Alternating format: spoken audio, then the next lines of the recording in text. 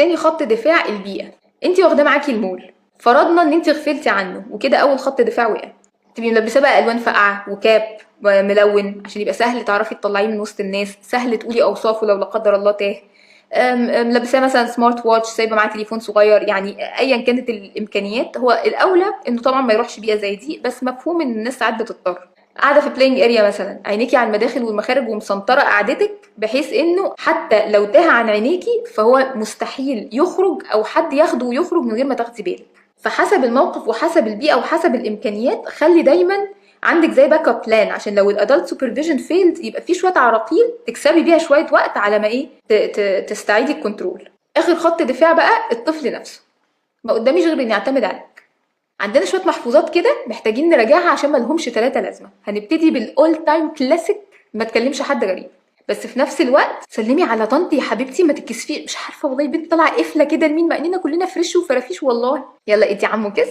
حد غريب ايه ده هاني. فبعد شويه الحد الغريب بالنسبه للعيال بيبقى شكله كده يعني، انما اي حد شكله طبيعي مش غريب، ما هو بيبقى سلمي على عمو عادي. فالجمله بتفقد معناها. ثم ان اكتر الحوادث اللي بتحصل سواء خطف ولا تحرش بتكون من ناس الولاد اوريدي عارفينهم، شافوهم قبل كده وبالنسبه لهم مش حد غريب، حتى لو شافوهم مره ولا مرتين بس هما وشوش فاميليار بالنسبه لهم. وبعدين لو حصل وتاهوا، ما هو لازم يكلموا حد غريب وهيكون ده سبيلهم الوحيد للنجاه. ما تروحش في اي مكان مع حد غريب.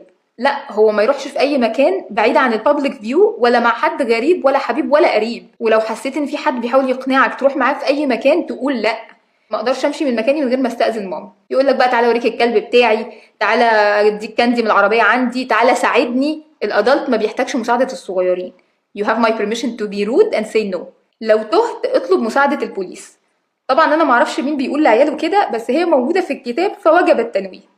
اولا الطفل ما بيعرفش يفرق بين الضابط والسكيورتي. ثانيا احتماليه ان يكون في ضابط في المكان اللي ابنك تايه فيه ضعيفه قوي. فالاولى نعلمهم ازاي يختاروا الحد اللي هيطلبوا منه مساعده.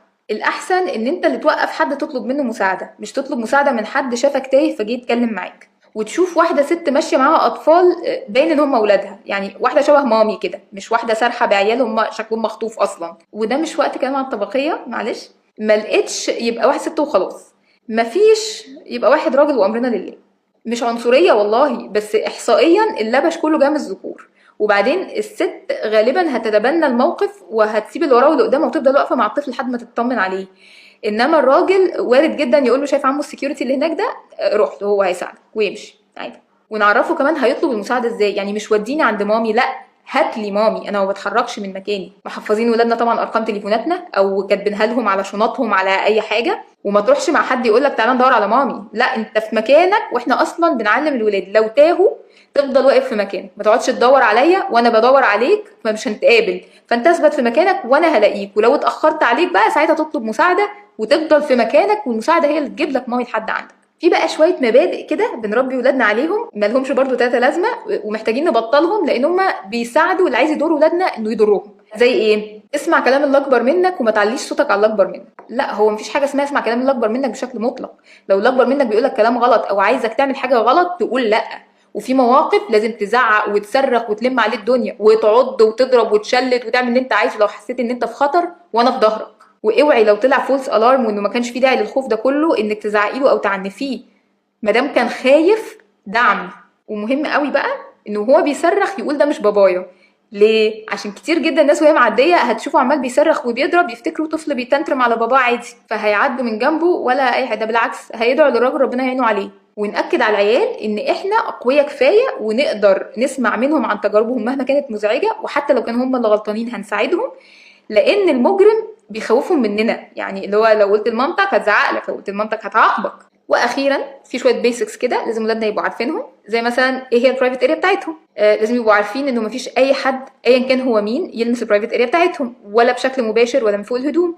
طبعا ما عدا الدكتور وبالبرميشن بتاع الاهل وفي حضور الاهل، ده موضوع تاني. مفيش حد ايا كان هو مين ينفع يدخل ايده تحت هدومنا. مفيش حد ايا كان هو مين يقول لك استهدي بالله يا بنتي وخشي اقلعي ويصورك من غير هدوم. مفيش اي حد مهما كان هو مين يقول لك تلمس البرايفت اريا بتاعته، ولا يقلع هدومه قدامك، ولا يقول لك قلعني هدومي. طبعا كل دي بالنسبه لنا بديهيات، بس بالنسبه للطفل ممكن يعتبروا حد بيطلب مساعده فيساعده عادي، لان الانسان بطبعه بيحب يساعد.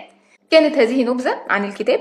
الكتاب على فكرة فيه تفاصيل مفيدة جدا، يعني ازاي تختاري بيبي سيتر، وازاي تعملي انترفيو، ازاي تختاري حضانة، ازاي تختاري مدرسة وتعملي انترفيو للمدرسة. طبعا هم ما يعرفوش ان احنا اللي بتعمل لنا انترفيو في المدرسة، بس ناخد فكرة يعني، مش هيجرى حاجة. وربنا يحفظ ولادنا وولاد العالمين، وجود لك.